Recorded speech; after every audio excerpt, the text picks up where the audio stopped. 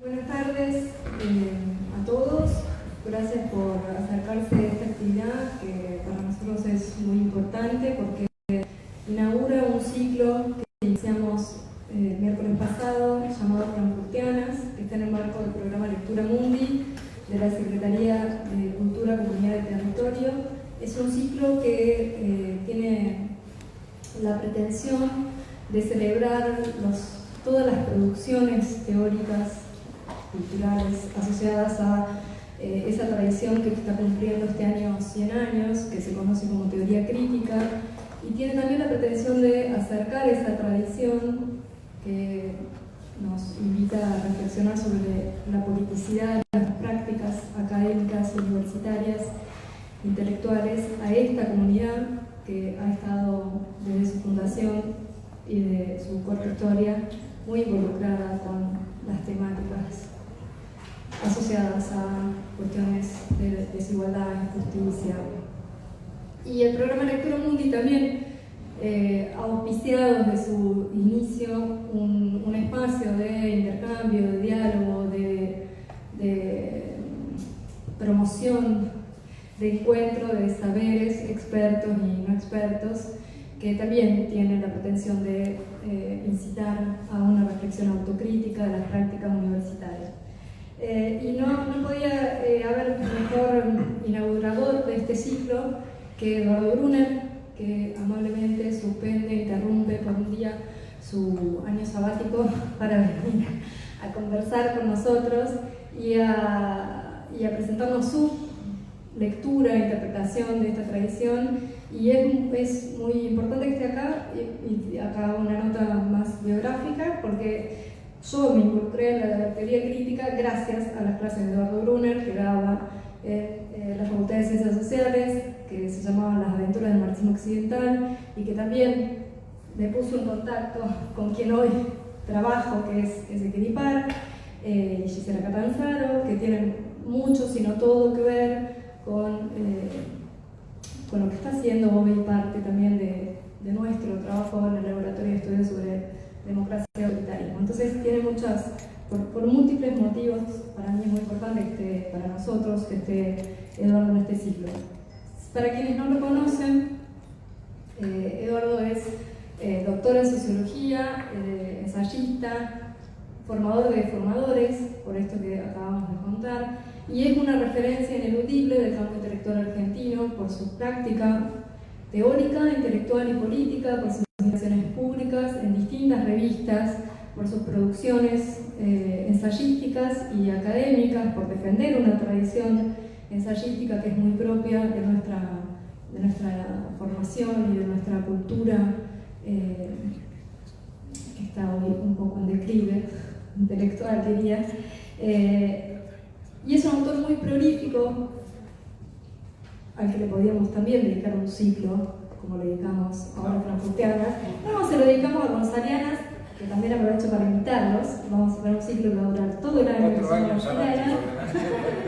Y quién dice, quizás podamos tener en algún momento un ciclo que se llama Brunianas, o queda medio raro, tenemos que buscar un nombre más estético.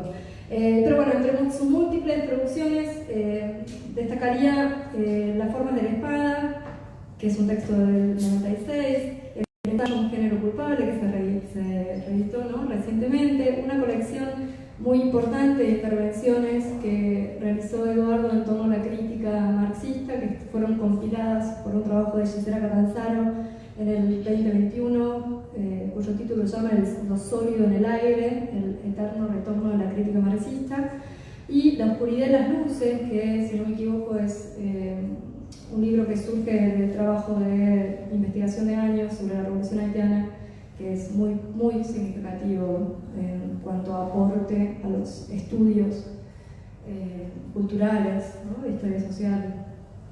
En fin, un sinnúmero de producciones, una marca para todos aquellos que tuvimos la fortuna de ser sus estudiantes. Cuando uno piensa, y lo digo con total honestidad, en aquellos docentes que lo marcaron, yo pienso en Horacio González y también pienso en Eduardo Brunner, como seguramente le pasará a muchos de los presentes. o de los que tuvieron el gusto de cursar con él. Así que agradeciéndole a su presencia, agradeciéndole a Pablo Villarreal, con quien estamos coordinando este ciclo, y agradeciéndole por supuesto a toda la Secretaría y a todos los que hacen esto posible, le doy la palabra.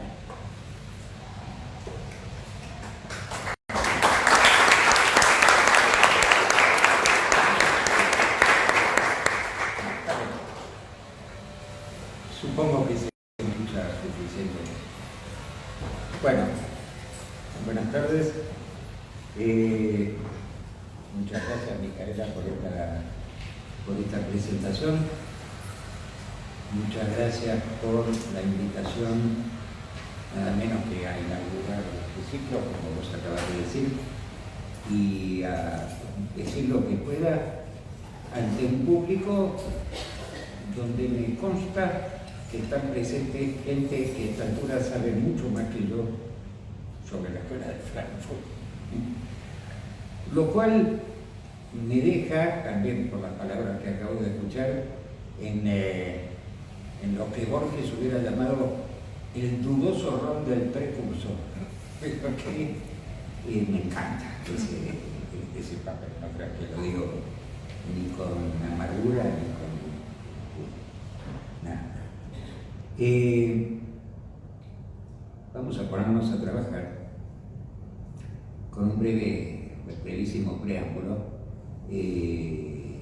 Lo que estamos conmemorando es la fundación, el centenario de la fundación de la Escuela de Frankfurt. Por lo tanto, yo me voy a referir solamente a los padres fundadores, como se suele decir, ¿no es cierto? Tengo otras razones también, pero no las voy a discutir ahora.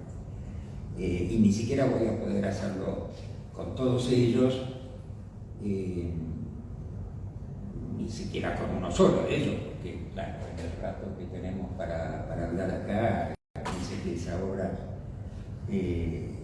monstruosa en el buen sentido del término que supone el trabajo de la Escuela de Frankfurt, es de una vastedad y una complejidad la cual sería imposible dar cuenta en un rato. Es decir, me voy a concentrar en algunos temas, algunos conceptos de Adorno, Horkheimer, Benjamin, Marcuse. No quiero dejar de decir que hay otros que suelen ocupar un segundo plano o estar un poco a la sombra de este gran cuarteto que merecería cada uno de ellos seminarios enteros por sí mismo. Me refiero a gente como Krakauer, ¿no es cierto?, Lowenthal, Pollock. La Escuela de Frankfurt fue algo muy plural y donde se reunieron una cantidad de talentos realmente envidiable. ¿Por dónde empiezo? Se me pidió en un mail, si yo no me equivoco, se me sugirió que hablara de la actualidad de la Escuela de Frankfurt. Actualidad, ¿qué decir sobre ese significante, sobre esa palabra, sobre ese concepto?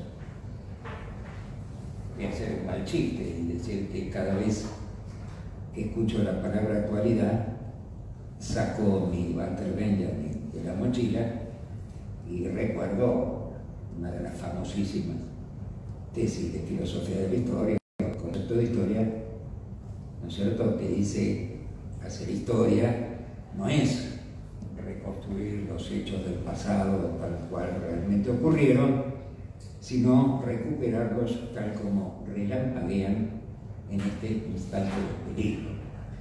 Me parece que ese es sobre todo hablando de la Escuela de Frankfurt, es el único criterio de actualidad que podemos pensar, que no tiene nada que ver con ninguna idea de progreso, ¿no? Es también un concepto tan virulentamente criticado por la Escuela de Frankfurt, por Benjamin en particular, pero no solamente. Entonces, se trataría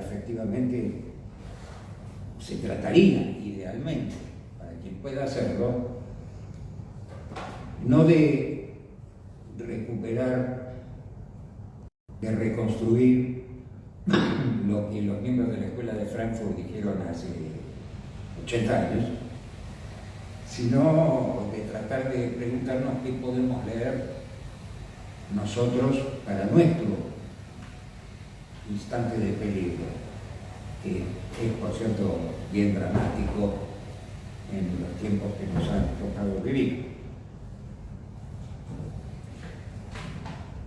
Y empiezo por decir, antes de meterme en algunas cosas más puntuales, que en este sentido me tomo la palabra y el concepto de actualidad con espíritu frankfurtiano como oposición a totalidad, o más precisamente, bueno, porque saben ustedes que este concepto de totalidad es uno de los más problemáticos, de los que más han sido debatidos, discutidos y cuestionados en la historia a través de todo el siglo XX, lo que llevamos del nuestro, en la historia del así llamado marxismo occidental, ¿no? A partir del uso que, bueno, un abuelo fundador como era Lukács hacía de ese término, y el cuestionamiento que sufrió ese término en los pensadores posteriores, entre ellos muy centralmente los de la primera escuela de Frankfurt. Pero entonces yo quiero precisar, cuando la escuela de Frankfurt criticaba el concepto de totalidad, siempre se cuidaban de decir, para usar una expresión de Adorno, falsa totalidad. Es decir, esa totalidad que pretendía que la realidad estuviera en algún estado de cierre, de acabamiento, de sutuga, o como se quiera decir, sin agujeros problemáticos, para hablar rápido. Mientras que una auténtica totalidad, en el pensamiento frankfurtiano, sería aquella que conservara en su propio interior el conflicto irresoluble, el conflicto permanente entre la imagen del todo o de la totalidad y la particularidad que atenta permanentemente contra, que desmiente todo el tiempo esa imagen de la totalidad cerrada. Es decir, que lo que se está pensando acá es en una totalidad siempre en vías de constitución, siempre en proceso, ¿no es cierto?, conflictivo, internamente conflictivo, de realización. Y entonces, que yo llamaría, apelando a otro autor que nada tiene que ver con la escuela de Frankfurt, pero que también pertenece al pensamiento crítico más rico del siglo XX, que es el Sartre, llamaría totalización, totalidad, ¿no? Si queremos adaptar el lenguaje, podemos decir que de lo que estamos hablando es de una posible actualización del pensamiento de la escuela de Frankfurt. Bueno, en este marco yo quisiera, tengo que ser lo más rápido y telegráfico posible, identificar, no porque sea la única posibilidad, la que se me ocurrió a mí, 5 grandes áreas o regiones o campos de problemas sobre los que podría trabajarse en esta actualización, tratando de ir más o menos de lo más general a lo más particular. El primero de estos campos o áreas problemáticas tiene que ver con la noción y la lógica de la negatividad. Esta es otra cosa que ha sido muy discutida, muy cuestionada, hablando frecuentemente del pesimismo o el escepticismo, ¿no es cierto?, histórico e incluso filosófico, el cual conduciría en el pensamiento de la Escuela de Frankfurt este centramiento, esta verdadera obsesión por la negatividad. Ahí ustedes saben, un libro celebérrimo, importantísimo de Adorno, que la lleva el mismo título, La dialéctica negativa, ¿verdad? Sin embargo, yo acá insisto muy esquemáticamente, voy a hacer la defensa de esa idea de negatividad, porque pienso que es imprescindible, al menos como el primer momento de desarrollo, digo momento en términos lógicos, no necesariamente cronológicos, de desarrollo de un pensamiento crítico, un momento que me animaría, lo he hecho otras veces, algunos me lo han escuchado, que me animaría a llamar un momento trágico, en el sentido fuerte, amplio, pero estricto, de ese momento que ubica, que identifica, que señala con el dedo una serie de conflictos que no tienen solución posible en, al menos, el actual estado de cosas. Tengo que pedirles que me admitan ustedes que esto es la definición más básica que se puede dar de la tragedia, de lo trágico, ¿no es cierto? El conflicto que no tiene salida, que no tiene esa solución dentro de la lógica en la cual ese conflicto está planteado. Si uno quisiera recurrir a las trágicas, a las clásicas tragedias griegas, tendría que citar inmediatamente la Antígona de Sófocles, ¿verdad? Ese conflicto entre la ley de Loicos, que decían los griegos, y la ley de la polis, que es absolutamente irresoluble en esos términos, porque cada una de esas lógicas, de esas leyes, implica necesariamente la exclusión de la otra. No hay diálogo, ni siquiera posibilidad de conflicto, porque se sitúan en terrenos incomunicables. Entonces, digo, este primer momento crítico implica necesariamente la negatividad en este sentido que decíamos recién de apuntar con el dedo, de señalar sin concesiones la existencia de esos conflictos que no tienen solución posible dentro del sistema, es decir, que desmienten, atentan contra, combaten a una ideología dominante que pretende que los conflictos sí tienen posibilidad de reconciliación, para usar una palabra muy usada por la escuela, muy usada críticamente, ¿no es cierto?, por la escuela de Frankfurt. Para el pensamiento dominante, ustedes saben, los conflictos pueden solucionarse, o bien no hay conflicto, en el peor de los casos, o bien sí los hay, admitimos que, vieron cuando se dice todavía falta, hay mucho por hacer, pero en algún momento la reconciliación va a llegar, etcétera, etcétera. Bueno, el pensamiento dialéctico negativo dice, no señores, no va a llegar, salvo que sepamos operar una transformación radical de la lógica que ha desatado estos conflictos. No necesito abundar mucho. Sabemos que, por ejemplo, en lo que ya la escuela de Frankfurt,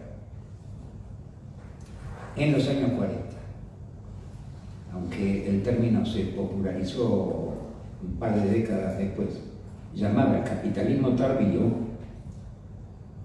no hay solución posible para cosas como el problema de la distribución de la riqueza, que puede ser un poquito mejor o un poquito peor, pero digo, no para la lógica misma que hace que siempre sea desigual, para problemas como el racismo o la exclusión o la segregación,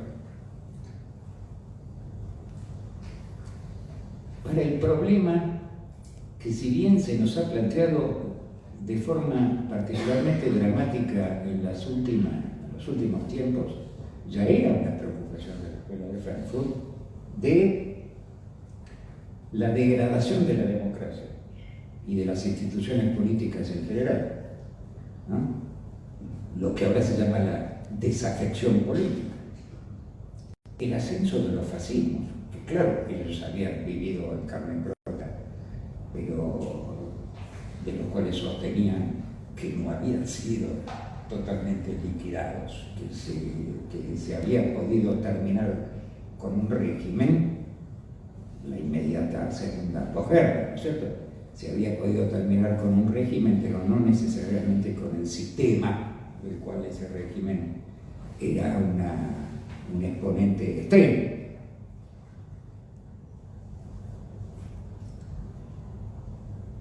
Y ni qué hablar, bueno, las guerras, esa es otra problemática que no tiene solución dentro del sistema. Lo leemos todos los días en nuestros diarios actualmente. Y ni qué hablar la cuestión de la destrucción de la naturaleza. No me voy a extender sobre eso ahora porque hay un capitolito especial.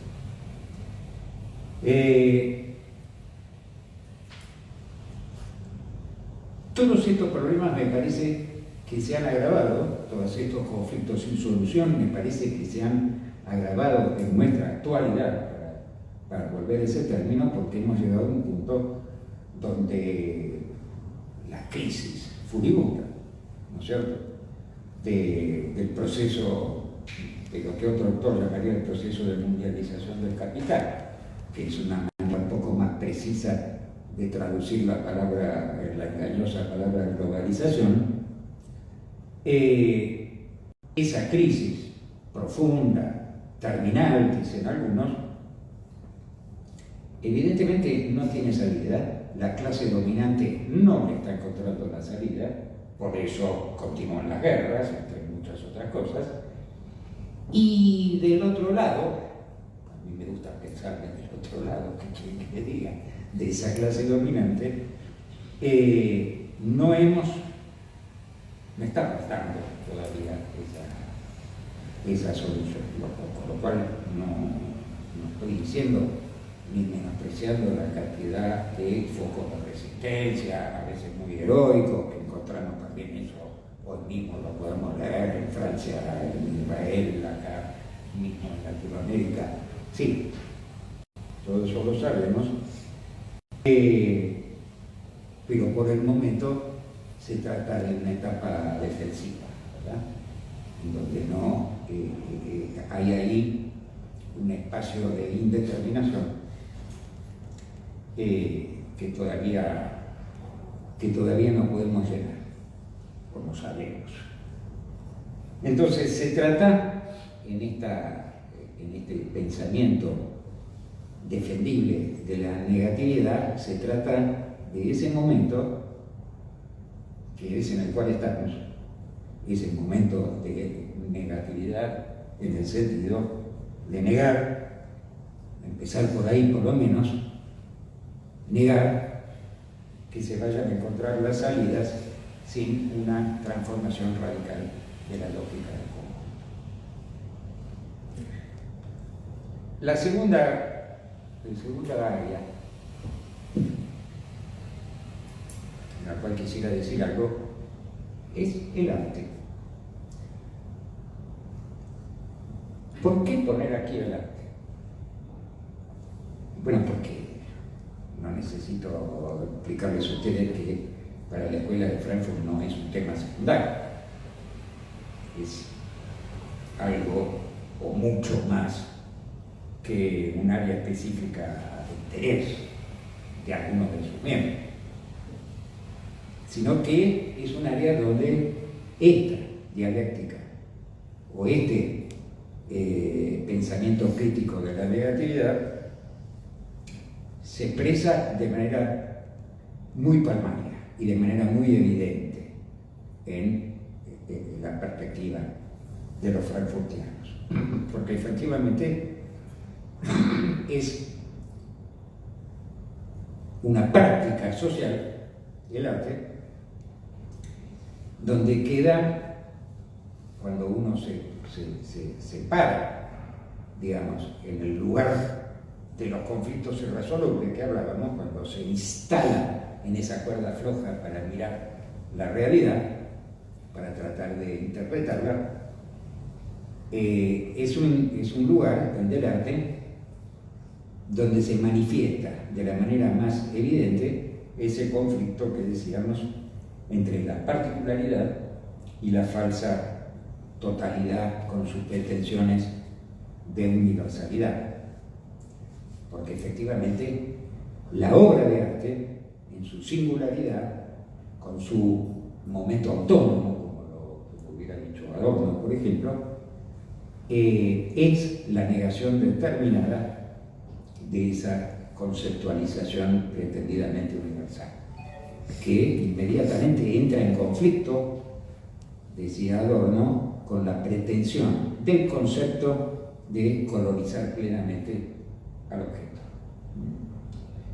Ahí tienen ustedes aquella famosa provocativa definición de la obra de arte como el producto antisocial de la sociedad, que yo creo que se podría extender y decir el producto anticultural de la cultura y hasta el producto antiartístico del arte, porque arte es un concepto vacío, arte es una generalidad abstracta, lo que tenemos son esas singularidades, esos objetos particulares, ¿cierto? Con su relativo, a veces ausente, es algo que habría que discutir, momento de autonomía. Pero por supuesto que la teoría estética, la filosofía del arte, como se quiera llamar, de la Escuela de Frankfurt, está inmediatamente vinculada a sus trabajos, en particular, pero no solamente los de Adorno y Horkheimer, sobre lo que bautizaron como la industria cultural, que es otra cosa que merecería un debate en vías de actualización hoy en día, ¿cierto? Es decir, la cuestión de la dominación de esa así llamada industria cultural sobre el arte autónomo, en primer lugar, pero también sobre lo que habitualmente, a lo cual las grandes masas, obviamente, por razones que no hace falta explicar, no tienen acceso, pero hay también implícitamente una recusación a cómo la industria cultural ha liquidado la auténtica cultura popular para sustituirla por lo que ellos mismos llaman la cultura de masas, que es algo totalmente diferente a esa auténtica cultura popular colectiva, anónima, espontánea, masiva, como se la quiera llamar, que ha sido cada vez más arrinconada, ¿no es cierto?, por el imperio de la cultura de masas, digamos, programada o prefabricada o planificada. La cuestión de la planificación es todo un tema también acá.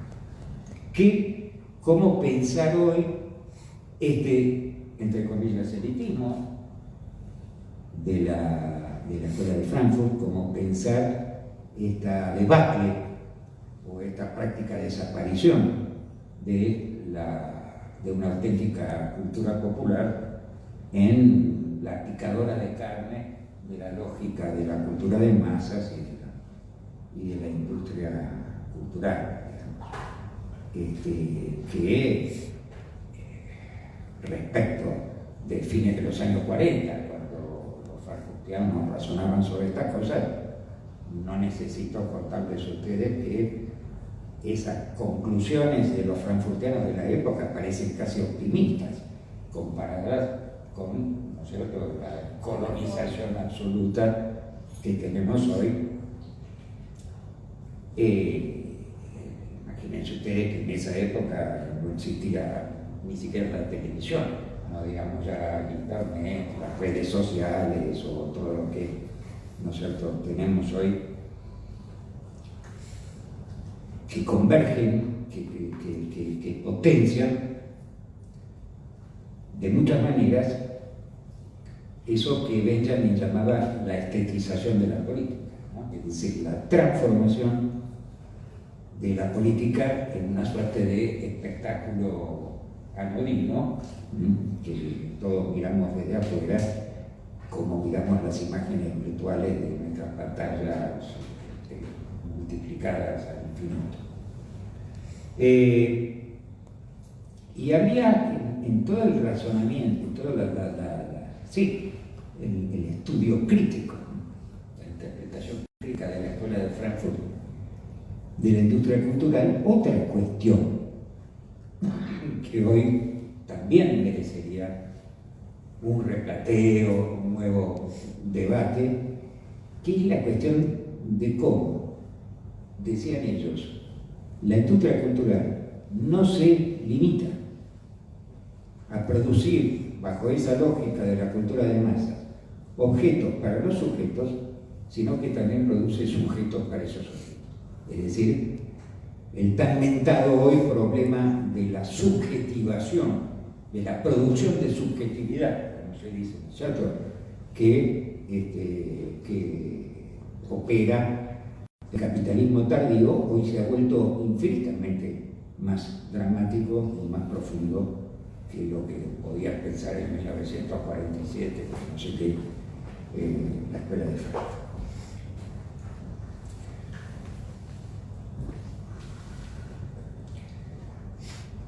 La tercera cuestión es algo que no está en la Escuela de Frankfurt, que no aparece, por lo menos explícita, y es la cuestión del colonialismo, o la, si prefieren decirlo así, quijanescamente, la colonialidad, ¿cierto?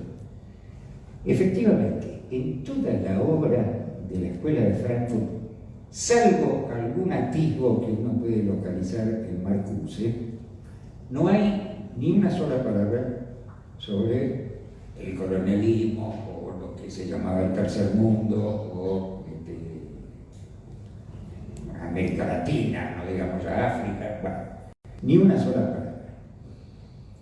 Eso le ha valido a la Escuela de Frankfurt desde quienes militantemente, digamos, piensan estos problemas, la teoría postcolonial o como se llama en nuestros lares ahora decolonial o descolonial, le ha valido a la Escuela de Frankfurt, le valió, por supuesto, a Marx, para empezar, así que imagínense ustedes, a la Escuela de Frankfurt la acusación terminal, irremontable, imperdonable de eurocentrismo. Bueno, no. Voy a decir que no, porque me parece que una mínima distinción, aunque sea semántica, idiomática, si ustedes quieren, que deberíamos hacer es entre un pensamiento eurocéntrico y un pensamiento eurocentrado. Por supuesto, estamos hablando de alemanes, ¿no es cierto? En este caso particular, digo, y de alemanes también, por supuesto, que inevitablemente tienen su pensamiento situado en la cultura que les corresponde. Pero que desarrollaron una lógica crítica, incluyendo todo lo que decíamos de la dialéctica negativa, etcétera, etcétera, una lógica crítica que nos permite todavía hacer mucho para pensar estos temas propios nuestros. Una lógica crítica que para ellos es la crítica de la modernidad como tal. La crítica de la modernidad, una aclaración que siempre hay que hacer, porque no han faltado aquellos aprovechados que han intentado que la escuela de Frankfurt fuera algo así como un pensamiento precursor del llamado posmodernismo. Una crítica de la modernidad que ellos tienen muy claro que la están haciendo desde adentro de la modernidad. Las famosas metáforas, ilustrar la ilustración, modernizar la modernidad, etcétera, etcétera. Pero es que no podía ser de otra manera, partiendo de las bases de teoría crítica de la que ellos partían, no podía ser de otra manera que la de pensar la modernidad con sus propios irresolubles conflictos internos, no salirse de ella en la posición cómoda de decir, bueno, esto ya pasó, esto ya fue, como dice la jerga juvenil, ¿no es cierto? Dejamos de lado y ahora estamos en otra cosa. Sin que esa otra cosa, muy sintomáticamente, por ejemplo, el término posmodernidad, haya abandonado la palabra modernidad, antecediéndola, ¿no? Por suerte, en este país tenemos una cosa que es el tango, que siempre nos permite recordar algo, por ejemplo, aquello de la vergüenza de haber sido y el dolor de ya no ser, ¿no? Cada vez que escucho postmoderno, postmarxista, post esto, lo otro, me acuerdo de la escena. Bueno, efectivamente, esta crítica a la modernidad es, estoy diciendo ninguna cosa nueva, en su mismísima base fundacional, una crítica a lo que los frankfurtianos llaman la racionalidad instrumental, que incluye la crítica de la falsa totalidad que decíamos, etcétera, etcétera, es decir, una crítica de la pretendida universalización de una lógica o de una forma de racionalidad como si fuera la lógica y la racionalidad como tal. Aquello que los frankfurtianos decían que había terminado por transformar la racionalidad en su pretendida lucha contra y conquista del mito en el peor de los mitos posibles, porque no se hacía cargo de sus propias contradicciones o conflictos internos. Entonces, es esa lógica de la racionalidad instrumental, la parte elevada a totalidad, falsa totalidad, digamos, ¿no es cierto? Pero esa parte de la racionalidad elevada a pretensión de la totalidad de la razón como tal, eso es lo que está por detrás de la conquista colonial y sus consecuencias. Quiero decir, de un proceso de más de 500 años ya,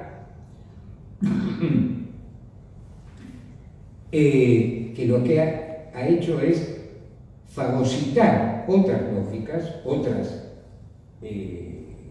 formas de racionalidad,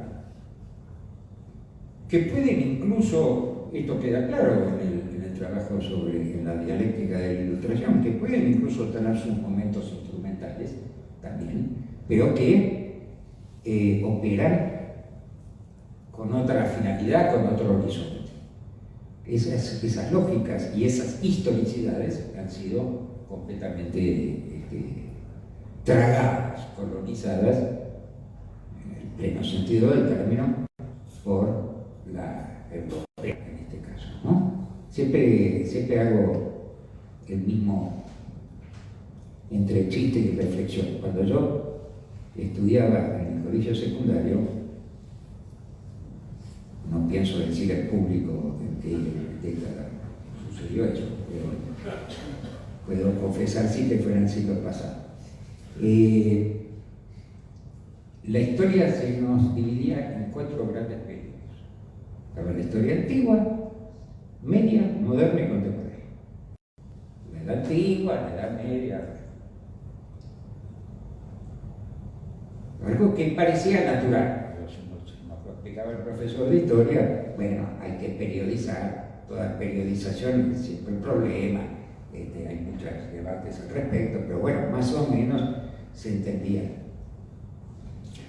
Ahora después uno desarrollaba cierta sana paranoia y se empezaba a hacer preguntas. Dice, bueno, qué sé yo, ¿qué quiere decir historia contemporánea? Puesto que por definición todos somos contemporáneos de lo que vivimos. Entonces, quiere decir que con el periodo que se llama contemporáneo se terminó la historia, porque mis nietitos y mis bisnietos van a seguir siendo contemporáneos de ellos mismos y de su propia época, así que el mundo existe para esa época.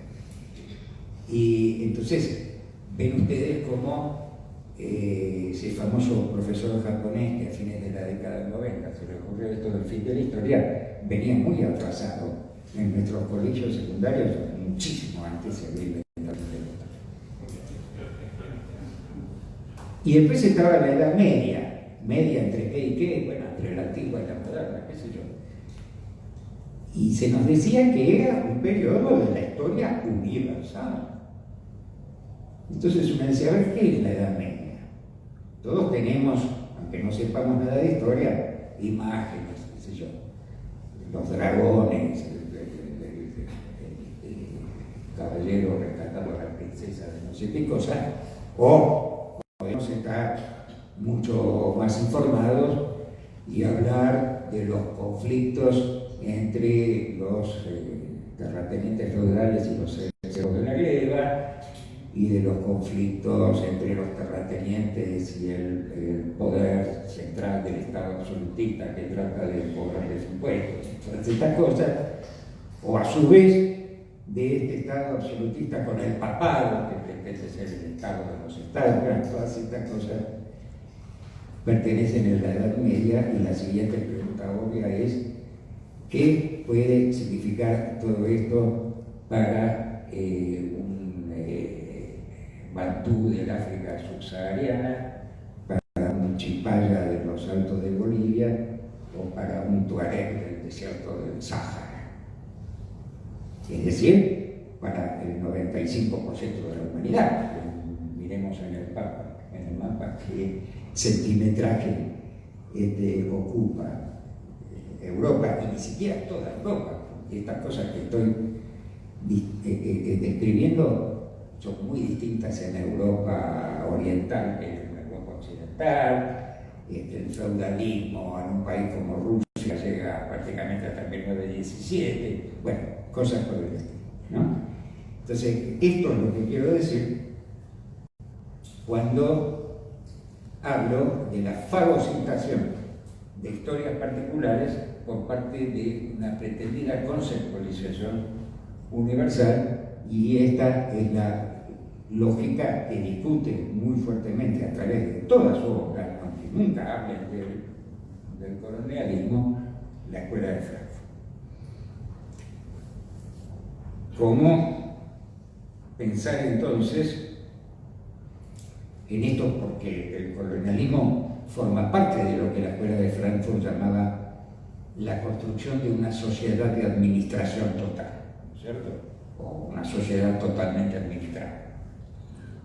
Entonces, ¿cómo pensar los efectos actuales desde la perspectiva de la Escuela de Frankfurt? En este caso, los efectos actuales de este proceso de 530 años, ¿cierto? Todos los debates que esto supone al interior, decía yo, de las corrientes de pensamiento, de las teorías que se ocupan de estas cosas, ¿no? La teoría postcolonial, a si a mí me preguntaran, por suerte nadie lo hace, pero si a mí me preguntaran a cuál de estas corrientes yo pertenezco, diría, yo soy anticolonial.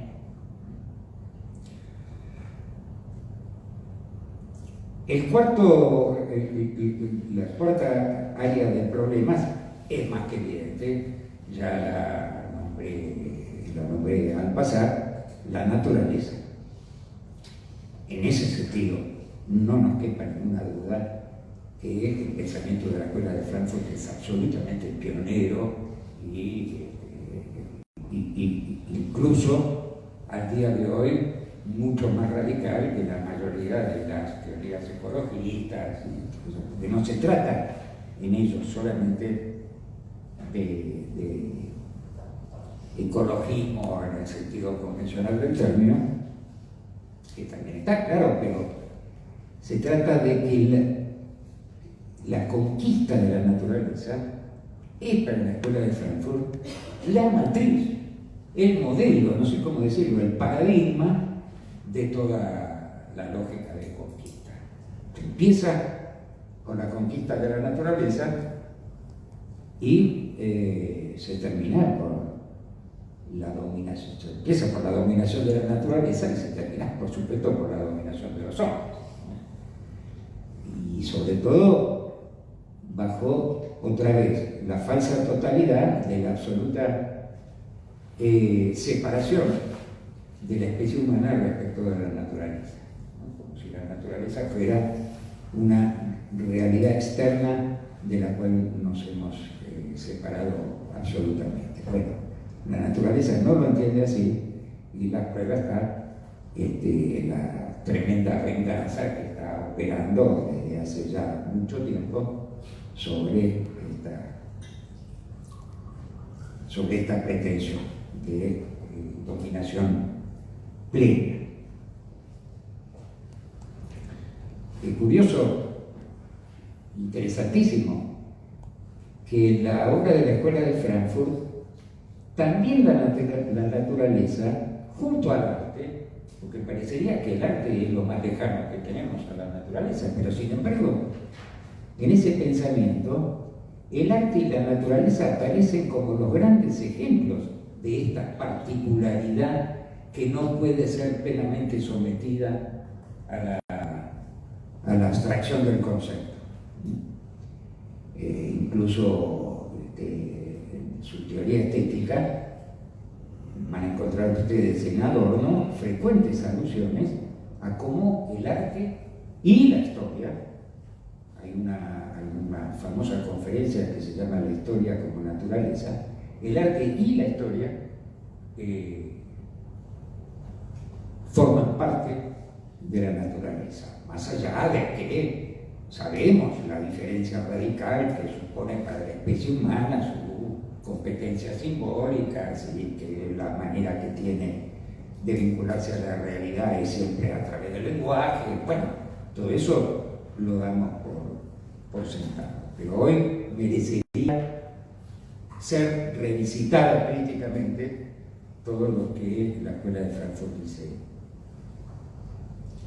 sobre la naturaleza, siendo que hoy esta matriz productivista, se dice más un término que ellos usen, pero se generalizó después, esta matriz productivista enloquecida, sacada de quicio, como hubiera dicho Hamlet, ¿no? El mundo fuera de quicio, el tiempo fuera de quicio, es otra de las cosas, decíamos hace un rato, que no tiene alternativa posible dentro del capitalismo tardío, por etiquetarlo rápido, y que se ha transformado en una suerte de pesadilla kafkiana. Kafka es un autor que frecuentaron mucho, tanto Benjamin como Adorno, ¿no es cierto? Krakauer, bueno. En el sentido de que se nos ha vuelto una amenaza y es un síntoma de la alienación, tanto de la alienación de nuestra propia conciencia, que tanto en el estudio de los frankfurtianos se nos ha vuelto una amenaza que parece que viniera de afuera, como si fuera una invasión marciana, ¿no es cierto? Algo que, valga la asociación, también decían los frankfurtianos respecto del nazismo. Parece que el nazismo fue una invasión de extraterrestres. No, es algo que estuvo siempre inscrito como posibilidad en la lógica de la racionalidad instrumental del capitalismo tardío. Podía no haber sucedido, pero una vez que sucedió, no nos hagamos los distraídos y pensemos que fue obra de un paranoico que no se sabe cómo arrastró a millones de personas a semejante desastre. Y lo mismo entonces con la naturaleza.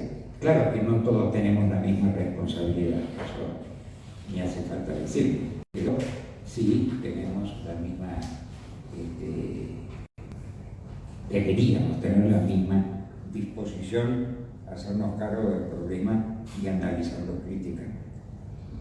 Y finalmente, en quinto lugar, porque se me está terminando el tiempo, algo sumamente delicado, problemático, que acá sí no voy a hacer más que balbucear, que también mencioné al pasar, que es este problema de la crisis de la democracia y de las instituciones políticas en general, y que el mundo entero y la parte que nos toca está sufriendo de la peor forma. Porque la idea muy radical, muy políticamente incorrecta que tenía, por lo menos algunos de los miembros de la Escuela de Frankfurt, es que eso que yo llamaba la sociedad totalmente administrada no es más que la continuación del totalitarismo con métodos, entre comillas, democráticos. ¿Sí? Es decir, una sociedad donde había cambiado la visibilidad del poder, uno podría decir en el nazismo o en la Italia fascista, era fácilmente localizable, donde estaba concentrado en el Estado y sus organismos. Esa visibilidad en nuestro capitalismo tardío, que a veces se lo nombra como neoliberalismo, yo sospecho de esa distinción, pero no me importa, es tema de otra discusión, aparece mucho más permeada, mucho más difusa, mucho más pluralizada, ¿no? Alguno de ustedes me dirá, este hombre está hablando de Foucault, no, estoy hablando de la Escuela de Frankfurt, que varias décadas antes de Foucault ya pensaban este problema, ¿no? De hecho, me permito decirlo porque en una de sus últimas entrevistas Foucault dijo públicamente que si hubiera leído antes a la Escuela de Frankfurt se hubiera ahorrado 20 años de trabajo.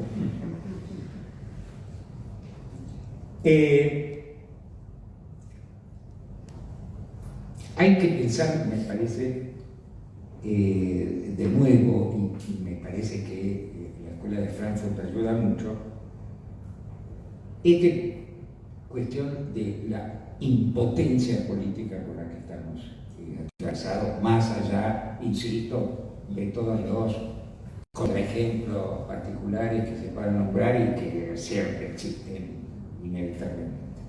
Digo, en su conjunto, esta impotencia que supone la degradación ya también terminal de la democracia, de lo político en general, de los lenguajes políticos. No hace falta tampoco que yo abunde la pobreza, la mezquindad de nuestros discursos políticos actuales.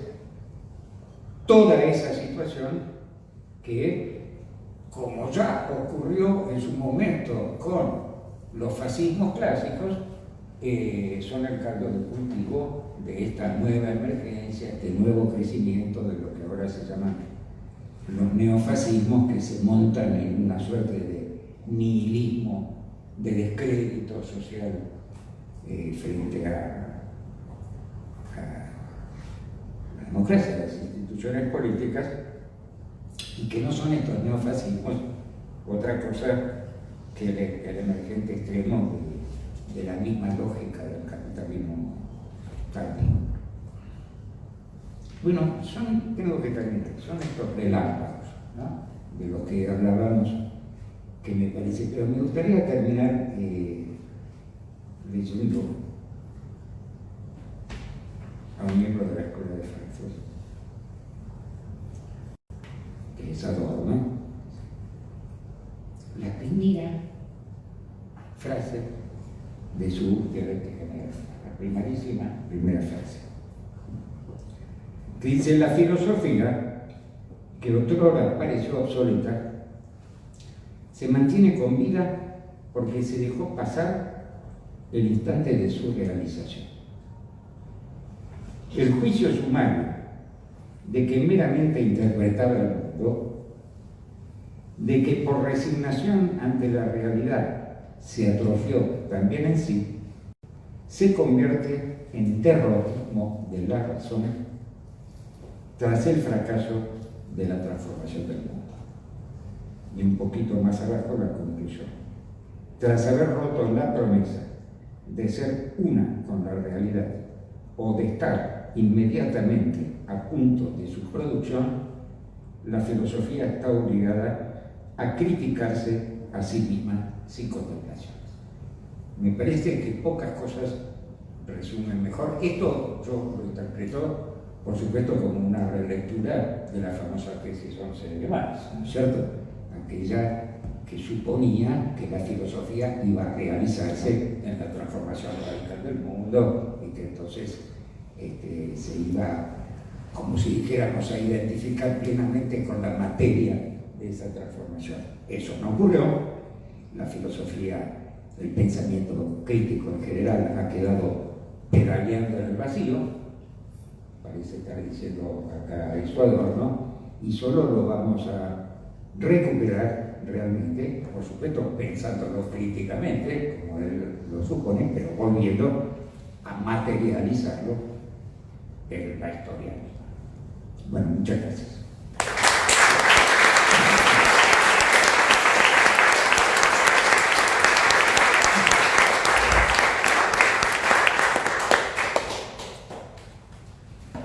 Bueno, agradecer una vez más a esta esclarecedora exposición, que creo sintetiza un poco eso, los grandes trazos que vamos a intentar desandar con quienes forman parte del ciclo Frankfurtianas y con invitados.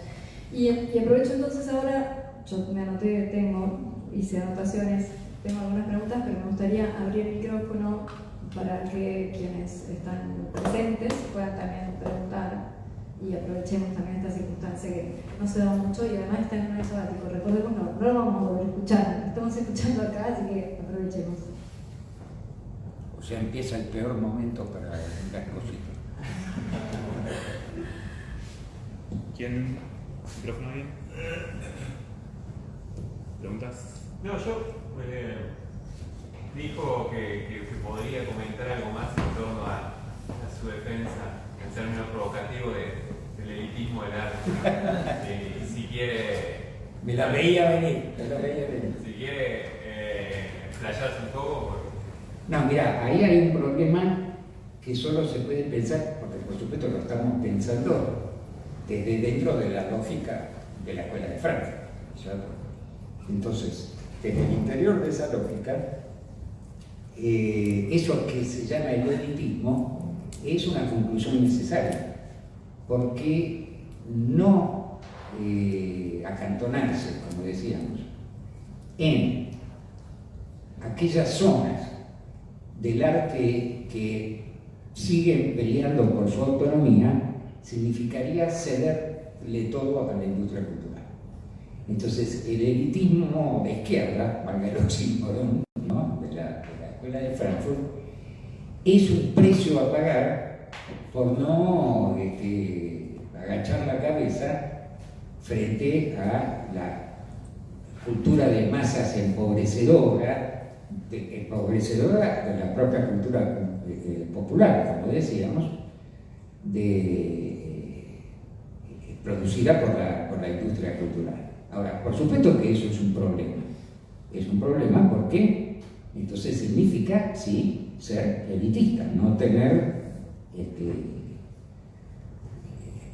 salida, como se dice a veces, ¿no es cierto? Porque esto también hay que decirlo.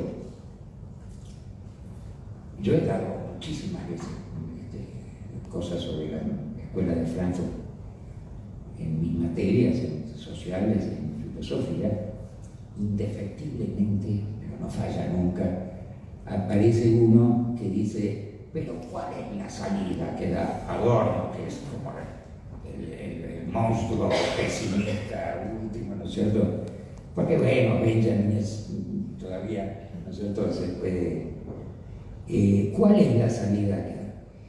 Y yo antipáticamente respondo, pero esa es una pregunta anti-frankfurtiana, porque no es el intelectual crítico el que tiene que dar esa salida, sino volvemos a caer, ¿no es cierto?, en la lógica de el líder omnipotente que nos dice para qué lado tenemos que ir.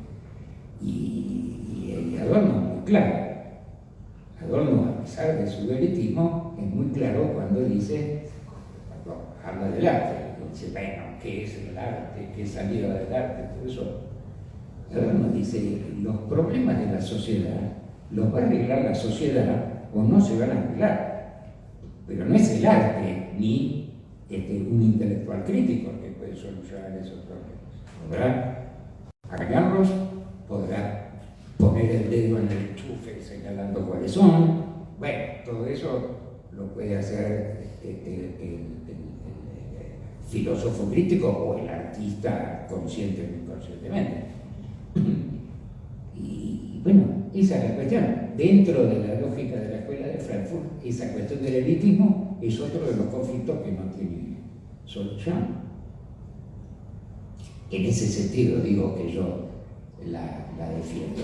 No es un elitismo, no simplemente de mandarín, como se suele decir, que no le importa nada de lo que pasa en la sociedad y está ahí componiendo sus piezas musicales como decía también Adorno, ¿no? Porque esto es interesante, ahora les quiero recordar, ustedes lo saben, pero que antes de ser filósofo, Adorno era músico, un músico de cierta importancia, inscrito en estas vanguardias elitistas, ¿no es cierto?, de la música contemporánea, de la música del siglo XX, discípulo de Schoenberg, amigo de Alban Berg.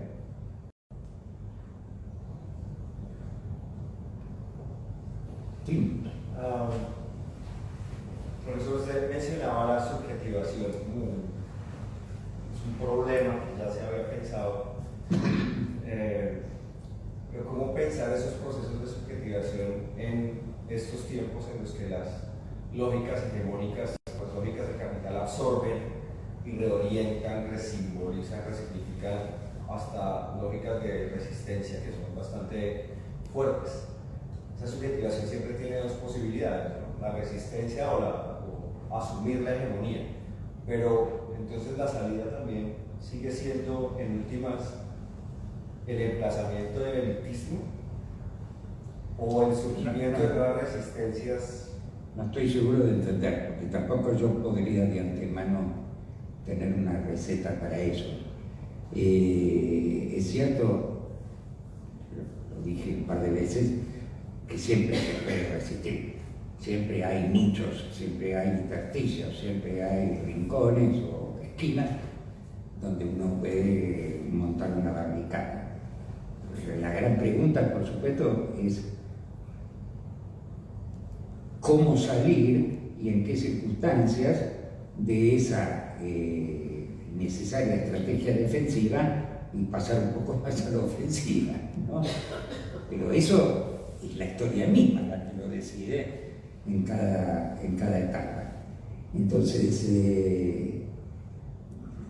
porque vos empezaste, se me está olvidando la primera parte de la pregunta que yo quería, bueno, se me escapó. Decarbonización de todos los movimientos de resistencia. Ah, bueno, no, porque ese es el problema de la subjetivación que decía, y de la producción de subjetividad, ¿no? Que eso se ha vuelto un problema mucho más dramático en las últimas décadas, independientemente de que la escuela de Frankfurt pudo empezar a pensar eso, ¿no?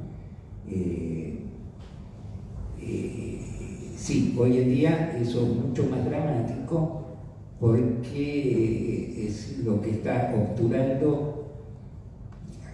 Hay algo sobre lo que la escuela de Frankfurt siempre intentó pensar, basándose en Lukács, y Lukács además lo sacaba de Hegel, ¿no?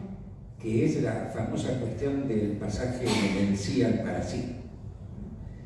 Quiero decir, de aquello que Sartre hubiera dicho forma parte de lo práctico inerte, de lo que todos somos, de lo que tenemos que soportar, de cómo el mundo está hecho, de las estructuras prevalecientes, con las que todos, por más revolucionarios que nos pretendamos, tenemos que negociar en algún momento, simplemente para subsistir.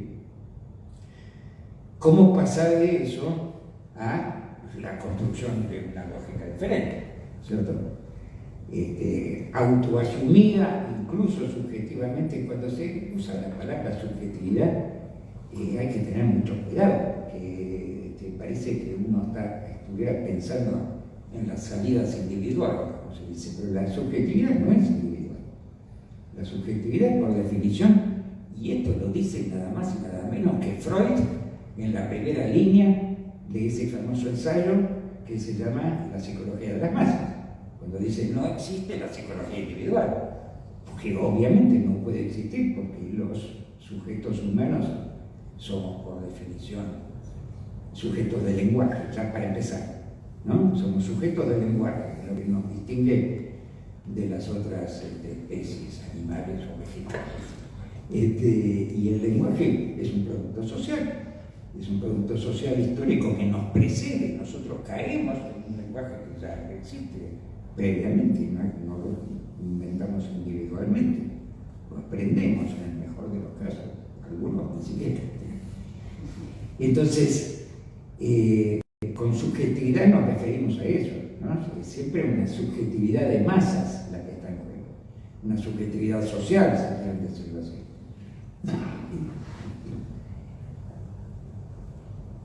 La industria cultural, la cultura de masas, para usar esos conceptos de la escuela de Frankfurt hoy en día, bueno, es mucho más profundamente productora de subjetividad que hace 70 años cuando ellos hablaban de estas cosas. Sí, es un problema que también tenemos que debatir, como se sabe eso.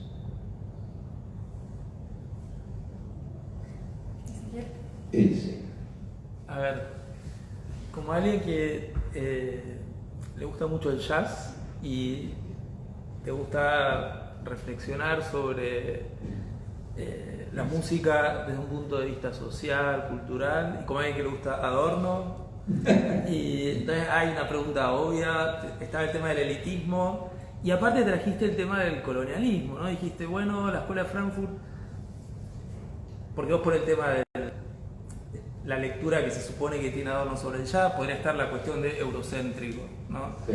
Mira el jazz desde ese lugar, y como dejaste todo armado para que te pueda hacer esta provocación, ¿qué pasaba con el tema del jazz no solo en la lectura de Adorno, sino en esa crítica de la industria cultural, con este tipo de arte que, nada, te dejo ahí la provocación. Siempre se puede contar con Ezequiel para que lo ponga en una punta. Bueno, para empezar por lo más anecdótico, es un gran debate que yo tengo con Adorno. Con Adorno nunca se enteró, creo que le importará mucho, ¿cierto?, mi opinión al respecto, porque efectivamente, como dice Ezequiel, yo soy un gran amante del jazz moderno, el jazz posterior a los escritos de Adorno sobre música, ¿no? La filosofía de la nueva música y todo eso. Pero sí creo que Adorno no pudo, bueno, pero ojo Ojo que algo podríamos discutir también la posición de Adorno frente al cine, que por supuesto no es la de Benjamin y que por supuestísimo no es la de Krakauer, que dedicó tomos, ¿no?, tan importantes a esa forma de arte. Entonces sí, en ese sentido Adorno era una especie de mandarín conservador, aunque un vanguardista en términos de música culta o de arte en general. Un mandarín conservador, no hay por qué ocultar nada respecto de Adorno. Saben ustedes que en el 68, cuando le invadieron la cátedra a los estudiantes, llamó a la policía. O sea, cosa que ciertamente no hubiera hecho Marcuse, porque los estudiantes lo hicieron en nombre de Marcuse, además, entre otros. Era, bueno, un patriarca con esas características personales. Y creo que lo que él veía en el jazz y que lo fastidiaba profundamente era esto de la repetición del ritmo. Bueno, vamos a decirlo rápidamente, que él lo hubiera incluido en lo que llamaba la regresión del oído, ¿no? Ahora, él estaba pensando en los años 40 en el jazz blanco de las grandes bandas, lo que se llamaba el swing, ¿no? Las bandas de Glenn Miller o de, bueno, que era la forma hegemónica con la que Estados Unidos había exportado esa música al resto del mundo, ¿no? Ahora, esto solo no es para disculpar a Adorno, porque Adorno se murió en 1969. Es decir, tuvo tiempo, si quería, de escuchar a Charlie Parker, a Coltrane, a Miles Davis o lo que fuera. Y se perdió, atendiendo un poco a esas formas jazzísticas posteriores, se perdió un ejemplo de su propia teoría. Porque cuando hablaba de la música, ¿qué es lo que le interesaba a Adorno, de autores como Schoenberg, Alban Berg, que era imprevisible el desarrollo musical de esos compositores? Yo no sé nada de música, estoy repitiendo lo que puedo haber entendido de Adorno. No sé nada que decir técnicamente, escucho. En la música, incluso en la mejor música llamada clásica occidental, está estructurada de tal manera que vieron ustedes que siempre se puede adivinar lo que viene, ¿no? Aun cuando uno escuche un tema, una pieza que nunca ha escuchado antes, en Mozart, no digamos ya en la Mona Jiménez, no quiero llegar a eso, porque yo también soy un poco elitista por la colombiana, pero bueno, incluso en Mozart uno escucha y adivina una fracción de segundo antes la nota o el compás o el movimiento que viene, y entonces uno se queda muy tranquilo porque dice, ¿cuánto que sé de música? Porque Adorno dice, no es que te sepa de música, sino que tiene el oído formateado, ¿no es cierto? Bueno, con el jazz moderno no sucede eso, está fundamentalmente basado en la improvisación. Puede haber una partitura musical previa, por supuesto, en general la hay, pero después eso nunca se sabe muy bien para dónde va a salir, ¿no? Miles Davis célebremente decía, el jazz no es una forma musical, es una manera de tocar. En el jazz se compone mientras se está tocando. Parto de una partitura previa, pero después en la improvisación, en la ejecución, la transforma en otra cosa que se podría volver a escribir de otra manera en el pentagrama, digamos, ¿no? Dicho todo lo cual, les quiero decir una cosa que es muy importante para la teoría estética de Adorno, esto que voy a decir. Adorno, que defenestraba el jazz, los fines de semana, no tocaba muy bien el piano, invitaba gente a su casa, se sentaba al piano y tocaba jazz, porque a él le gustaba. No es que no le gustaba, sino que le parecía una porquería, que son dos cosas distintas. La teoría estética de Adorno no es una teoría del gusto. Yo no tengo ningún derecho, otra vez tenemos ahí el particular y el universal, no tengo ningún derecho a elevar mi gusto personal a una teoría de la bondad de ese arte o de esa música o lo que corresponda, ¿se entiende? ¿No? Porque vieron que muchas veces hay gente en los museos que frente a, qué sé yo, un cuadro de vanguardia o lo que fuera, dicen, esto no es arte. Sí, ¿por qué no es arte? Digo, perdón, para volver, la Mona Jiménez, todo eso, es arte, por supuesto que es arte, pertenece a la música, después es bueno o es malo, pero sí, entonces lo que Adorno está diciendo es una cosa que a mí me gusta y otra cosa que sea bueno. Para mí se equivocaba en el caso particular del jazz, pero no importa, yo adhiero también a esa lógica de pensamiento, ¿no?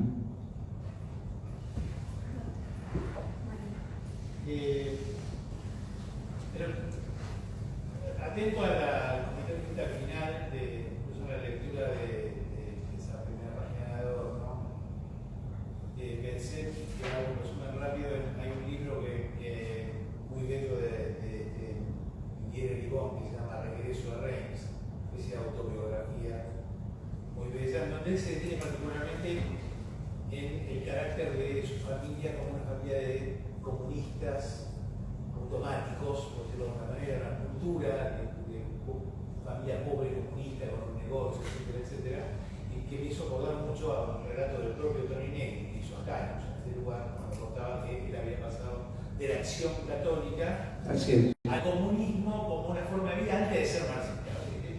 Él decía, yo fui comunista antes de haber leído Marx. Lo acabo de leer en esa estupenda autobiografía, esas memorias de Toni Negri, que son realmente... Y lo último te digo alrededor de eso, para hacerte la pregunta es, Tronti, compañero de Negri en los años 60, el operaísmo, decía en una entrevista que hizo a Micaela, incluso hace relativamente poco, para publicar un libro que no se había traducido nunca en castellano, que él creía que había habido una falla en el movimiento revolucionario, con la izquierda en general, que había habido un problema, un vacío, y era no imaginamos una cultura alternativa a la cultura burguesa, una cultura de la vida, de la revolución de la vida, ¿no? Bueno, y es largo habría que meterse ahí con la explicación de la. La pregunta es, pensando en la dialéctica negativa de la escuela de Frankfurt, ¿cuál dirías es el aporte que le ha hecho en su crítica incluso a la tradición del marxismo occidental, especialista, desde esa perspectiva frente a ese fracaso que venimos acumulando de la crítica o la... Bueno, es una buenísima pregunta, queriendo decir con esto que no sé cuántas horas más tengo para tratar de pensar la pregunta, no digo responderla, que sería una pretensión excesiva, pero sí me parece que hay esto que vos decís, muchas críticas a la tradición marxista vulgar, vamos a llamarla así, o estereotipada o convencional, la principalísima de las cuales pasa, por supuesto, por la distinción base-superestructura. Yo alguna vez, medio en broma, medio en serio, dije que si estuviera en mi poder, yo suprimiría por los próximos 20 o 30 años la palabra superestructura, ver qué podemos hacer a partir de ahí.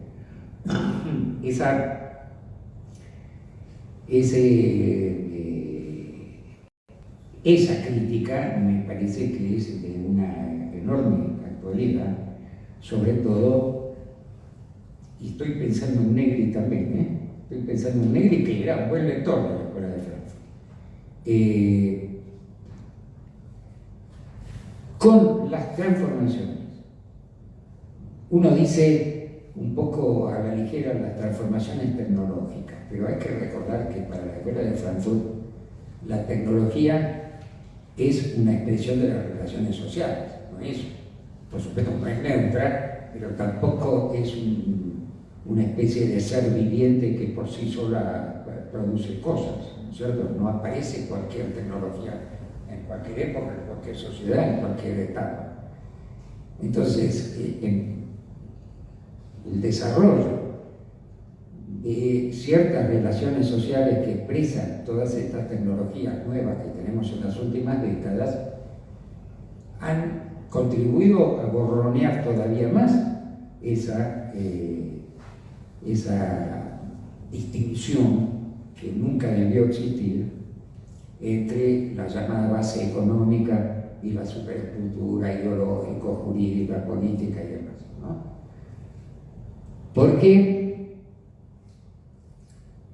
por ejemplo, lo que Toni Negri llama el obrero social, o llamaba en una etapa de su pensamiento, intenta dar cuenta de esta transformación, donde en verdad, cuando se habla, algo de lo que también hablaba la Escuela de Frankfurt, de la desaparición del proletariado, en el sentido marxista clásico del término, se está diciendo demasiado poco, porque en realidad habría que pensar al revés, que toda la sociedad se ha transformado, salvo los sectores de las clases dominantes, ¿no?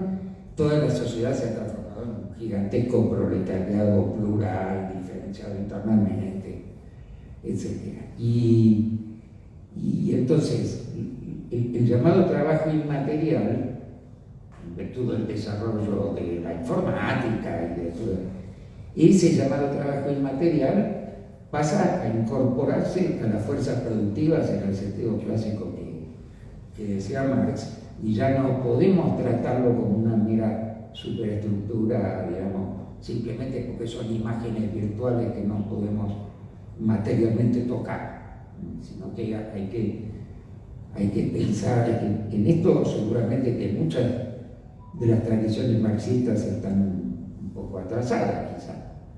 No todas ellas, no quiero ser injusto, pero bueno, me parece que ahí hay todo un área de problemas donde las críticas de la Escuela de Frankfurt son muy pertinentes, ¿no? Por supuesto, la crítica a la noción de totalidad tal como todavía la pensaba Lukács. Ese Lukács del cual los frankfurtianos aprendieron tanto, pero es decir, la idea que termina siendo una totalidad que uno hasta podría llamar armoniosa. Bueno, hay la famosa expresión de Althusser cuando hablaba, criticando a Lukács, de lo que él llamaba la totalidad expresiva, donde cada una de las partes que componían ese todo reproducían fielmente la estructura del todo. Entonces desaparece lo que veíamos recién para la Escuela de Frankfurt, es tan central, que es el conflicto entre el todo y la parte, ¿no? Y que no sale de ningún otro lado que de Marx. Digo, basta leer el primer capítulo del Capital, en la famosa sección sobre el fetichismo de la mercancía, que no es un problema técnico. El fetichismo de la mercancía, del cual está hablando Marx, es la manera de pensar del capitalismo, es la lógica misma del funcionamiento, la confusión de la parte con el todo, la eliminación de ese conflicto, ¿no? Ese es un tema filosófico, ontológico, no un problema técnico de la economía, digamos.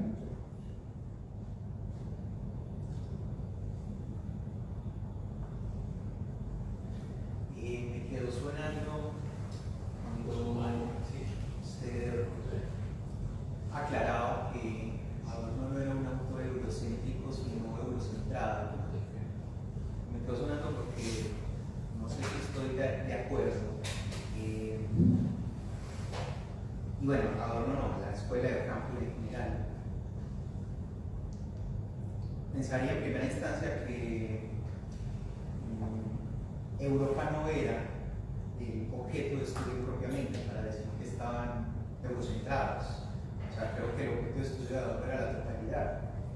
Y en ese sentido, el problema colonial estaba a la orden del día. Pienso también en Sartre, que usted ha mencionado ya varias veces. Para Sartre, el colonialismo era un problema actual de su época, y para la escuela... Como lo era contemporáneamente a Sartre para Pasolini. Claro, sí. Sí, para la escuela de Frankfurt, pues, a excepción de algunos textos de Marcuse que usted ha nombrado, o un libro de Eric Fromm sobre el campesinado mexicano, sí. Ya debemos saber hasta qué punto Fromm lo incluimos o no. Sí. Pero en términos generales no hay mucha reflexión sobre el colonialismo. Pero quisiera insistir en pensar en Adorno como un autor eurocéntrico propiamente, porque creo que pienso en el texto de Adorno sobre los tres estudios sobre Hegel, donde Adorno arranca precisamente un homenaje, creo que son los 100 años de Hegel, de la muerte de Hegel, donde él arranca diciendo que muchas veces cuando uno piensa cuál es la actualidad de un autor como Hegel, termina poniendo en el banquillo al autor a partir de problemas contemporáneos, y pocas veces nos hacemos la pregunta inversa. ¿Qué del mundo contemporáneo podía hablarle a Hegel? Si se llama la cuestión. Sí. Es decir, no le hacemos un favor a Hegel, al modo de Adorno.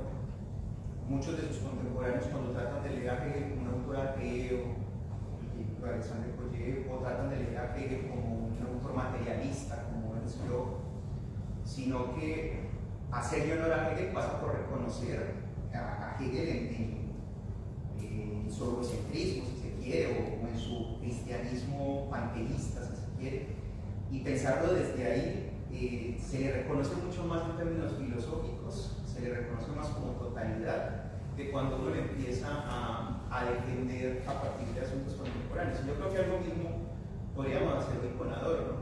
Yo no dudo de que la crítica a la modernidad de Adorno nos permita hacer crítica eficiente al problema colonial, incluso al feminismo, pues. O sea, la dialéctica de la ilustración también trae muchos elementos para pensar a la mujer, pero mal haríamos pensar que Adorno fue, pienso yo, un autor de colonial propiamente, o feminista, pues hicieron un estrago. O sea, lo digo en esos términos. ¿Hasta qué punto está bien pensar la escuela de Frankfurt como una escuela, no sé si de colonial o crítica del colonialismo? No sabía si en realidad está ahí. Bueno, voy a tomar las mismas palabras. ¿Qué favor le haríamos a Adorno pensándolo desde nuestra actualidad como un autor meramente eurocéntrico y no tratando de pensar que, por lo menos que partes de su lógica de pensamiento crítico nos sirve para pensar, en este caso, colonialismo o lo que sea? Porque si uno se queda, por ejemplo, estoy simplificando lo que vos decís, que tomo simplemente como excusa, ¿no? Yo sé que va más allá, pero si uno se queda en decir no hay en Adorno ninguna referencia a la colonialidad, etcétera, etcétera, como si lo hay en Sartre o en otros que podrían, propio Merleau-Ponty, en otros que uno podría nombrar, adopta una posición puramente, voy a poner la etiqueta rápida, puramente contenidista, digamos. No está el tema, no está el tema. La verdad que tampoco está en Benjamin, al que sin embargo usamos muchísimo nosotros en la actualidad, ¿no es cierto? Ni está, qué sé yo, en Caracas. Bueno, vos mencionabas lo de Hegel, es un buen ejemplo. ¿Por qué? ¿Qué pasa con Hegel? Con los pensadores que son realmente interesantes, que piensan más allá de lo que ellos saben que piensan. Micaela mencionó que yo estudié mucho la Revolución Haitiana. Publiqué un libraco sobre eso, etc. La revolución que condujo a la independencia haitiana se produjo, esa declaración de la independencia, en 1804. En 1806 o 7, Hegel publica la fenomenología del espíritu, que incluye esa famosa sección cuarta que ha pasado de la Vulgata como la dialéctica del amo y el esclavo. ¡Ah, qué casualidad! ¡Qué casualidad! Por supuesto que Hegel no menciona en absoluto Haití, y por supuesto que Hegel, que sí era absolutamente eurocéntrico, pensaba que América, mucho más lo que ahora llamaríamos América Latina, estaba fuera de la historia, ya habían perdido ese que África, ¿no? Ya habían perdido ese tren.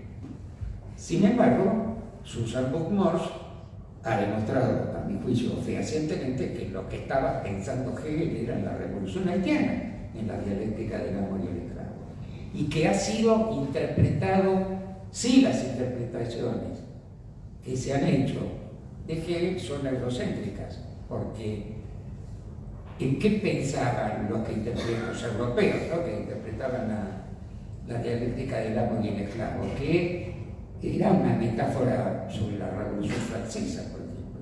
¿Y por qué? Si tampoco Hegel ahí menciona la Revolución Francesa. ¿Por qué no podía ser sobre la Revolución? La palabra esclavo no podría ser más sintomática. Bueno, esto es lo que quiero decir. Esto es lo que quiero decir. Que también uno podría considerar que Adorno, en su propia lógica de pensamiento, va más allá de los contenidos que él quería decir desde su eurocentrismo, si querés decirlo así. Como no en todos los autores europeos se puede hacer esto, sino que son una selectísima minoría, es por eso que yo elijo llamarlo eurocentrado y no plenamente eurocéntrico. Porque si no, ¿cómo tengo que llamar a los otros que ni siquiera hacen eso? Yo te quisiera preguntar por la educación, ¿sí?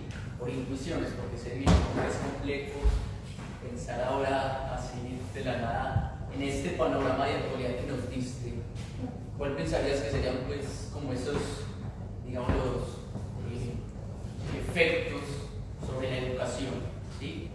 ¿Los efectos de qué? No, es decir, en este panorama que nos hablaste de la actualidad, que nos hablaste de la noción de negatividad, el arte, el realismo, que te parecen como relevantes, ¿sí? Yo estaba pensando constantemente en la educación.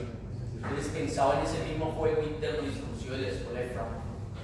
¿Cuáles podrían ser como algunas anotaciones, digamos, al respecto, la actualidad de la Escuela de Frankfurt para pensar la educación? Yo no sé nada de ciencias de la educación, digamos. Me dedico a dar clases. Por eso de educación no sé nada. Por ese texto y Adorno de... Pensémoslo entre todos. Seguramente que muchos de los acá presentes, que seguramente son educadores, pueden tener ideas al respecto. Yo creo, sí, la generalidad que puedo decir es que es otro de esos problemas irresolubles dentro de la actual lógica de funcionamiento del sistema, ¿no? Esa educación que ya no se me escapa, algo sí puedo decir sobre esto, no se me escapa, como hace muchas décadas en la universidad, que era estudiante en la Facultad de Filosofía y Letras a fines de la década del 60, hasta, bueno, todo mi trabajo como docente, una transformación para mal que se ha producido en la universidad, sobre todo, podría hablar de la educación primaria,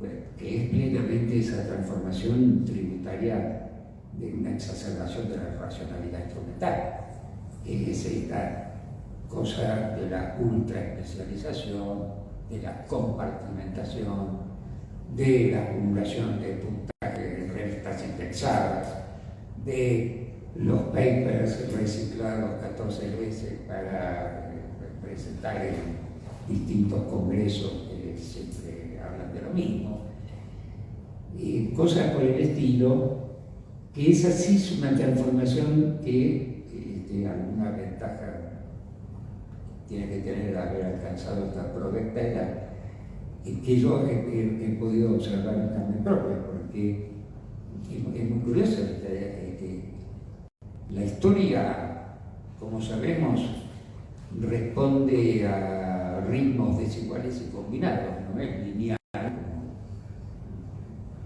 tanto lo ha teorizado Benjamin.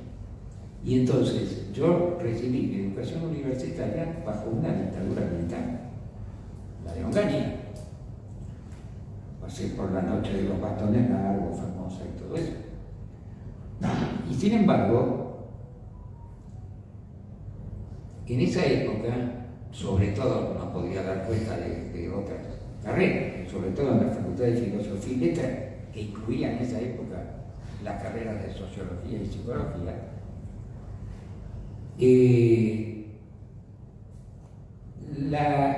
los puentes y las vías de comunicación entre el adentro y el afuera de la universidad eran inmensamente más fluidas que hoy en día. Quiero decir que nos cruzábamos, lo digo con una simpleza, nos cruzábamos con nuestros profesores en el Café La Paz de la calle Corrientes y seguíamos la discusión con ellos y hacíamos, o hacían muchos de ellos, revistas que circulaban en los cenáculos intelectuales de los cafés de Buenos Aires, pero también adentro de la universidad, y a nadie se le pasaba por la cabeza que fueran indexadas y que había que enviar 6 meses antes del artículo a un tribunal de estos que se llaman ciegos. Interesante, ¿no? Sí, el lenguaje, de esto hablaba yo cuando hablaba de la degradación del lenguaje, que pasa también porque uno termina no escuchando las palabras. ¿Cómo es que nadie se da cuenta que el término indexación viene de la Inquisición española? El índex era, ¿no es cierto?, la lista de libros prohibidos que había que quemar y perseguir y matar a sus autores, a Spinoza, a toda esa joven gente, ¿no es cierto?, de tratar de decir sus cosas. Y ahora resulta que nos morimos por publicar en revistas indexadas. Es rarísimo. Y lo mismo esta idea de la ceguera, ¿no? Bueno, eso sí me parece que se ha agravado. Y eso es un problema para el desarrollo del pensamiento crítico, ciertamente, ¿no? Por supuesto que hay problemas mayores y más abarcativos que tienen que ver con toda la situación política y social general que cada vez obstaculiza más ese desarrollo. No estoy con esto abogando a volver al famoso elitismo adorniano, que nos encerremos acá, ¿no es cierto? Al contrario, todavía más. Pero sí, la educación, porque yo fui vicedecano de la Facultad de Ciencias Sociales y una vez logré, porque en los lugares comunes, ¿no?, que aparecen, logré escandalizar a un periodista que no me acuerdo qué conflicto había, universitario, me vino a hacer una entrevista y le decía, claro, porque hay que pensar la educación como un gasto y no como una inversión. ¿Vieron ese lugar común? Y yo le dije, no. Rechazo furibundamente el término inversión, porque es una palabra de la economía capitalista. El que hace una inversión espera una ganancia, espera, ¿no?, y organiza, digamos, toda la lógica productiva para obtener esa rentabilidad, la famosa plusvalía, ya que hablamos del capítulo 1. No, es un gasto. ¿Por qué no va a ser un gasto? La educación, la salud, la vivienda, todas las cosas que el Estado o la política en general debería garantizar para todos los ciudadanos. Había una última pregunta allá atrás, me parece. ¿Cómo sabés que por no? no, sí, eso iba a aclarar. Digo última para, bueno, no usar de la gentileza de Eduardo. ¿No? Sí, no le estaba sentado así, pero ahora que me interpela, quizás sí tuviera una pregunta. Bueno, a ver cómo podría ser. Varias cosas. La cuestión del elitismo, más bien retrotraerlo a la pregunta por cómo se articula un lenguaje, porque en algún momento lo que dice Adorno es que lo que le interesa a Schoenberg es que el estatuto expresivo de la música que hace parece emerger del núcleo duro de la música misma. En cambio, Stravinsky mezcla estas cosas vernáculas, del ballet raro, eso no le gusta. Nunca explica muy bien por qué, pero tiene que ser eso, ¿no? Entonces, ¿cómo se articula eso en tanto lenguaje?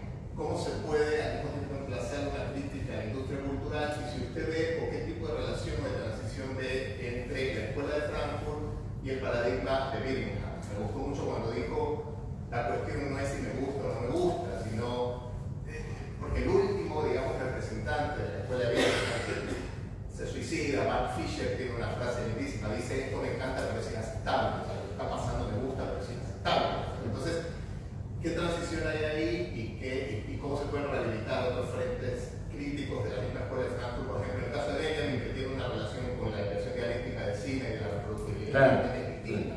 Esto por un lado. Por el lado de la cuestión de las epistemes, digamos, de la tradición marxista y la revisión de si hubo una cultura alternativa a la burguesa, yo pensaba en el libro de Perry, que es el único buen libro que escribió en su vida, que era una respuesta a Raymond Williams, ¿no? La cuestión de cómo las cosas legales del siglo XIX informan una suerte de episteme plebeya, ¿no? En ese sentido. Entonces, la otra pregunta sería, porque usted mencionó a Pasolini, lo trabaja y yo lo trabajo también, la cuestión de que lo que está en juego es incluso que hay epistemes plebeyas que el hedonismo interclasista está antropológicamente destruyendo, ¿no? Entonces, ¿cómo desde Marcuse, por ejemplo, podemos pensar una crítica a lo que se llamaría la economía libidinal, ¿no? La cuestión de no marxismo escrito en la teleología de la conciencia de clase, sino como los cuerpos, las sexualidades ya constituyen una suerte de fermentación epistémica. Bueno, pero es muy interesante. Todo eso que vos estás mencionando también habla de esa posibilidad de actualización que mencionábamos, porque vos hablas ahora de los cuerpos, etc. Bueno, ahora saben ustedes, está muy de moda desde hace algunos años hablar de la biopolítica, el biopoder, todo eso que supuestamente empezó con Foucault y Espósito y Agamben y no sé qué. Pero la escuela de Frankfurt lo tenía perfectamente claro, que finalmente la lógica de la racionalidad instrumental supone en última instancia distribuir y comandar a distancia los cuerpos para trabajar, para hacer la guerra, para hacer el mundial de fútbol con lo que corresponda en cada caso, ¿no es cierto? Es decir, una administración total que pasa también por la administración de los cuerpos. Efectivamente, yo creo que todo eso que vos mencionás son insumos teóricos críticos, filosóficos críticos, que hay que incluir en un reexamen de la escuela de Frankfurt. Y el tema del elitismo, claro, la discusión allí se concentra sobre todo en Adorno, ¿no? Porque como vos decís, Benjamin, bueno, y hablar Pasolini, que era un hombre que hacía cine, y otros. Sartre, yo me enteré de esto hace no mucho. Sartre es un autor comparable a Pasolini porque fueron coetáneos, porque los dos se ocuparon de lo que se llamaba el tercer mundo en la época, y porque practicaron todos los géneros posibles de intervención escritural, digamos, ¿no? El tratado filosófico, el ensayo, el teatro, la novela, el cuento, y Sartre escribía letras de canciones para Jules Greco. O sea que no era un elitista en el sentido adorniano del término, pero es verdad que es una cuestión de cómo se estructura, cómo se piensa, cómo se estructura y cómo se produce el lenguaje.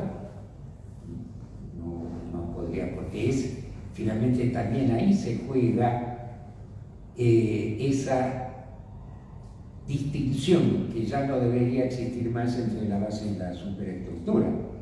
Y tampoco es un descubrimiento tan nuevo. Baskin, ¿no?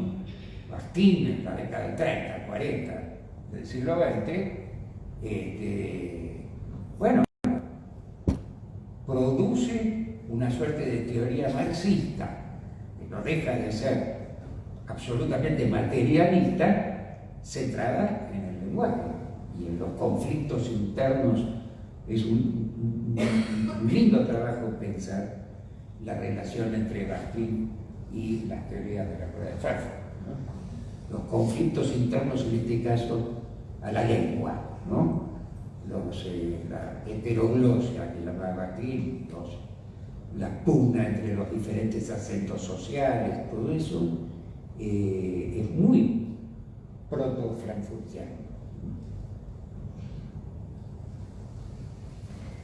Bueno, les agradecemos a todos por haberse acercado, le agradecemos fundamentalmente a Eduardo por haber aceptado la invitación y los invitamos también a quienes estén interesados en estos tópicos a seguir el ciclo Frankfurtianas, a venir a compartir esas inquietudes en los espacios de lectura que vamos a tener a lo largo de todo el año y junto a otros expertos invitados que también, como Eduardo, van a estar los últimos miércoles de cada mes. Estoy pasando un chivo. Y también, ya que estoy, paso el último chivo. El martes que viene empieza el otro ciclo que tiene otros componentes porque se trata de otra figura que se llama Gonzalianas, que ahí sí es una invitación a leer, no a escuchar, sino a sumergirse en la letra de alguno de los textos que produjo Horacio y que va a estar aquí coordinado por colegas muy queridos y que conocen mucho también de la obra, como son Mariana Gainza y Germán Galino y Sol. Así que, hechas las invitaciones y los agradecimientos, espero que nos reencontremos entonces próximos martes y miércoles. Los que estén interesados, como decís, en esos trópicos, van a tomar sol. Sí.